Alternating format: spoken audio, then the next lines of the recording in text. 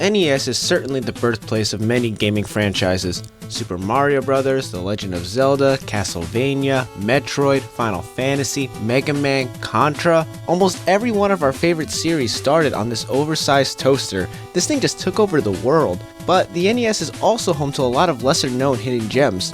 Games like The Adventure of Lolo, Blaster Master, Wizards and Warriors, and Little Nemo the Dream Master are all quality titles that, while not relevant today, left a legacy that people still remember fondly. Another lesser known title on the NES was a game known as Crystalis. You ever have that game that you always played but never finished? Well, that was Crystalis for me. I played this game a lot as a kid, but I never really got far into it.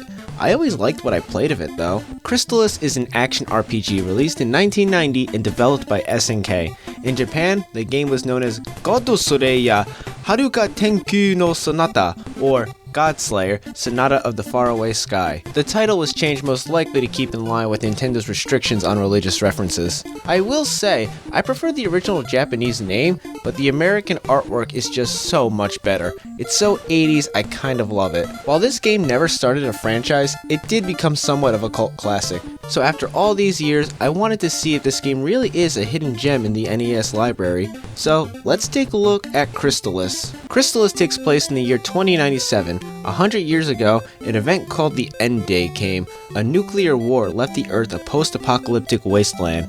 The survivors of the war slowly reverted to a medieval lifestyle and abandoned technology and science in favor of magic. Another side effect of this nuclear fallout is that mutated creatures were born and began to terrorize the land. Some of the surviving scientists got together and created a floating tower in the sky that would be powerful enough to fend off any further conflict. The game never really explains how or why, but the tower gradually became abandoned. 100 years later, a man named Dragon appeared and began reintroducing science combined with magic and was able to form the powerful Dragonia Empire. Dragon wants to gain access to the tower and use its might to conquer the world. And this is where the player comes in.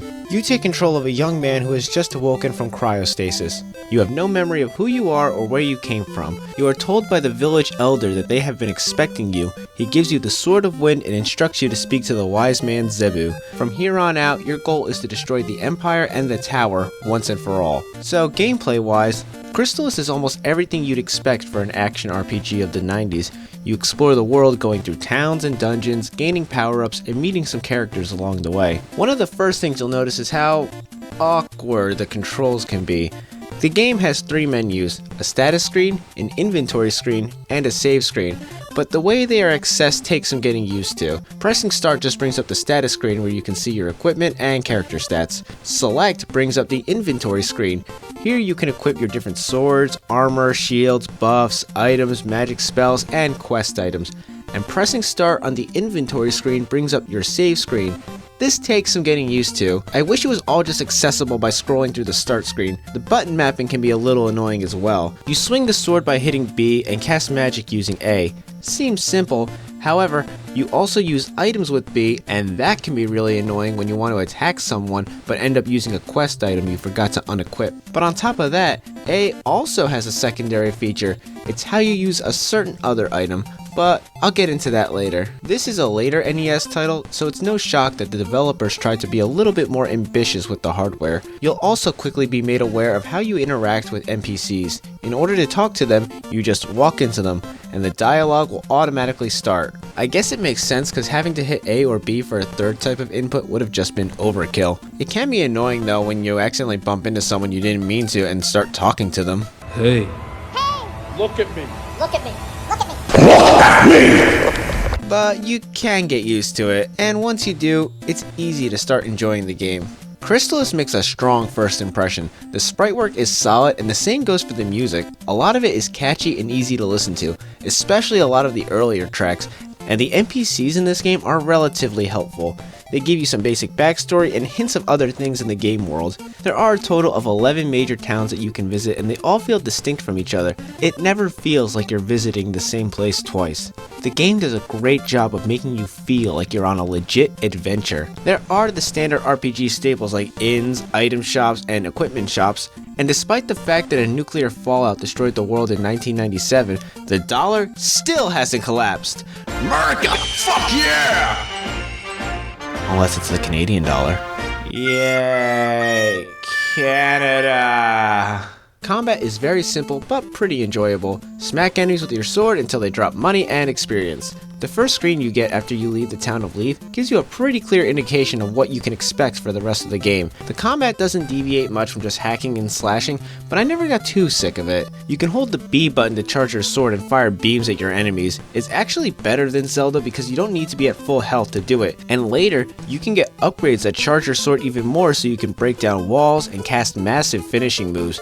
You start out with the Sword of Wind, but as the game progresses, you get other elemental swords like fire, water, and lightning. The Sword of Fire can break walls and cast explosions, the Sword of Water can create ice bridges and cause a minor blizzard, and the Sword of Thunder can cast lightning bolts, destroy metal walls, and summon a fierce storm that kills everyone on screen. So, yeah, that one's my favorite. Certain enemies have elemental weaknesses, so you have to make sure you have the right sword equipped, otherwise your attacks will be ineffective. I like this mechanic, but there are some times where rooms are populated with a lot of enemies with different vulnerabilities, so you have to keep pressing star and switching weapons around. It wouldn't be so bad, but the enemies just respawn once they are out of view, so a wrong turn can result in going back and forth with the menus again. The enemy variety in this game is actually pretty great. There are a lot of different species, and for the most part, the difficulty in them is fair, at least in terms of their attack method. There are many that inflict you with status ailments like poison, paralysis, and stone. Of course, these are annoying, but they do a good job of keeping you on your toes when you're fighting enemies. The combat isn't perfect, however. For one thing, your knockback from taking damage grants you almost no post-hit invincibility. So many other games knock you back and give you a second of invincibility so you can adjust yourself. Crystalis gives you like a tenth of a second. This is annoying because you can get killed quickly by flying enemies who will just keep knocking you into their flight path and take you out in less than 5 seconds. Thankfully, this game has a continue feature that's relatively fair. The biggest problem with the combat though is that your armor is next to worthless. I spent thousands of dollars on expensive armor and did a test. I took one hit from the same type of enemy with and without this expensive armor. The armor only protected me from 2 points of damage, which is next to nothing.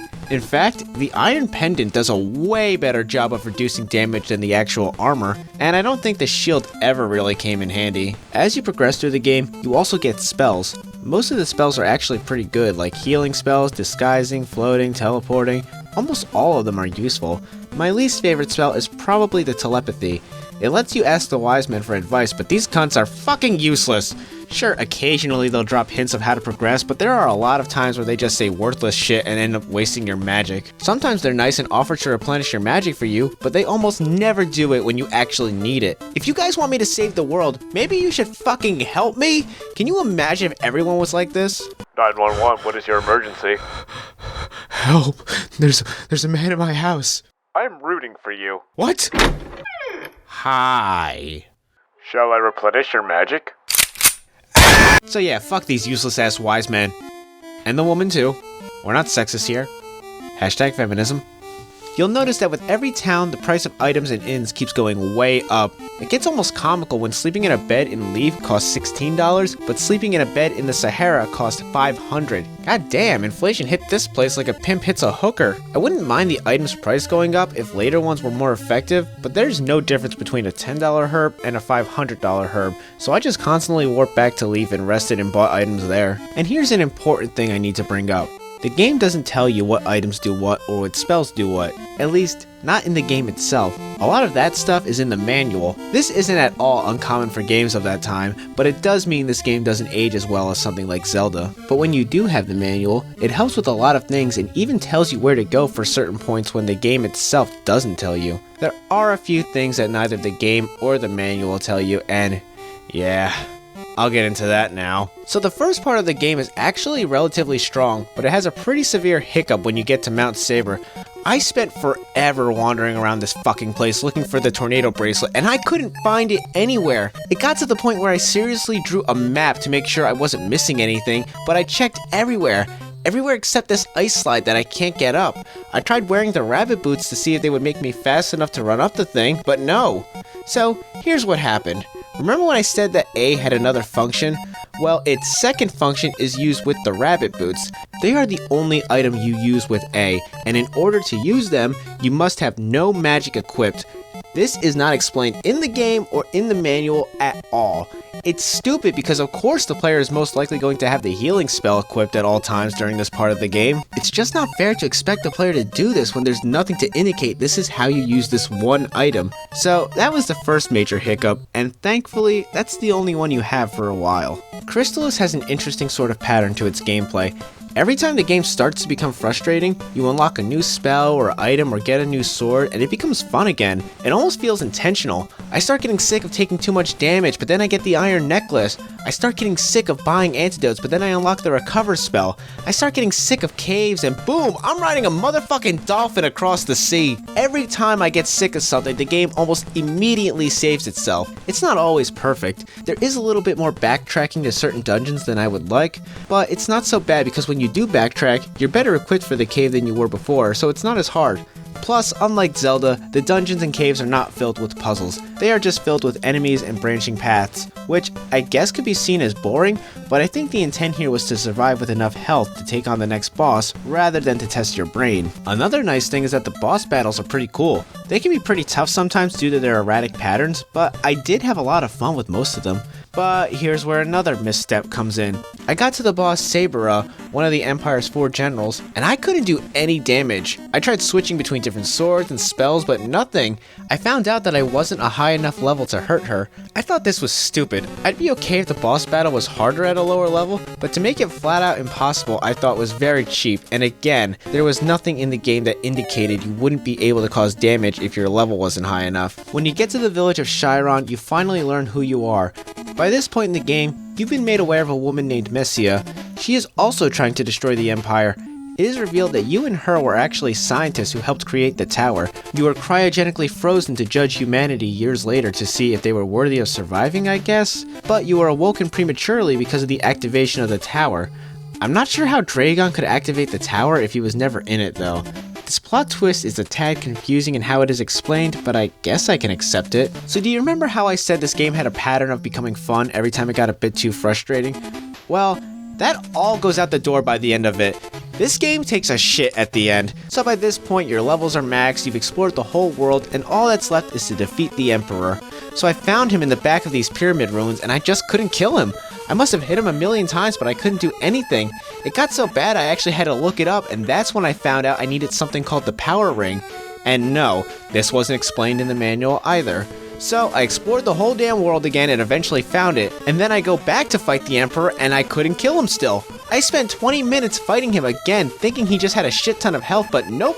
It turns out that I was fighting the wrong Emperor. See, the Emperor has 2 phases to his boss battle. The first phase is in the front of the pyramid, hidden in a maze, while the second phase is in the back of the pyramid, so I was fighting the second phase the whole time. Why? Why the fuck is this a thing?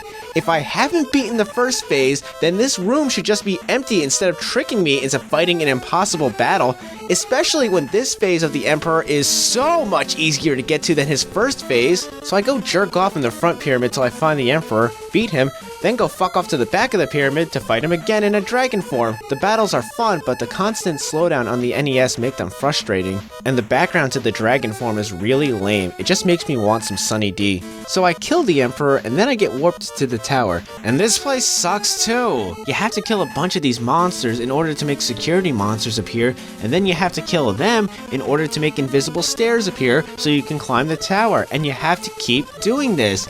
It's just frustrating, especially because you don't want to die and undo all the progress you've made. You can't even go down the stairs you made to hide and heal because they disappear if you do. Once you bust your ass and get to the top of the tower, you meet with Messia. You sacrifice all your elemental swords to make the legendary Crystalis sword.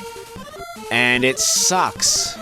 It only charges 1 level and is only used for the last battle against the tower's central control system, which is easy as fuck. And once you've completed this long and tedious last part of the game, it just abruptly ends. You don't get much of an epilogue, it just stops. Wow, that was worth it. It's hard to say where I stand with Crystalis. The game makes a solid first impression and has a lot of things going for it. The spells are all useful, the combat is pretty fun, the world is diverse, the NPCs are helpful, and it does a great job of making you feel like you're having a real adventure. But there are some things that aren't made clear in any way which cause unneeded frustration, and the end of the game really left a bad taste in my mouth. The final score for Crystalis is a 7 out of 10. It's a good game with some major shortcomings. I can kind of see why this game never became a big franchise like Zelda or Final Fantasy. If you're someone who likes to play games with a guide, then I think you would really like Crystalis because it almost seems built for that type of gamer. But for someone like me who likes to use their own wit as much as possible, it can be just downright aggravating at times. Some of this is mitigated by the manual, but not enough of it.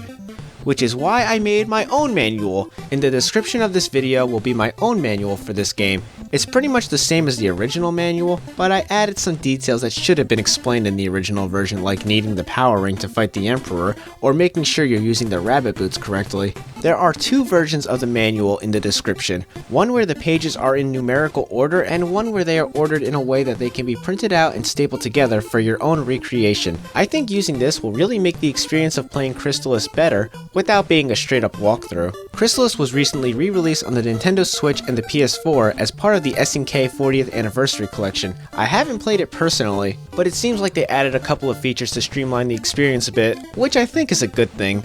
There is also a Game Boy port of Crystalis, but I would only recommend that to deaf people because, well, listen to this shit.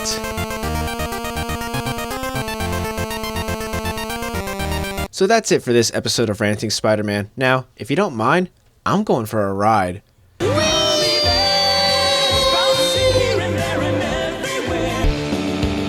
Hey guys, if you enjoy my content, then you should follow me on Twitter, where I post channel updates and information on upcoming videos. You can find the link in the description. Thanks for watching.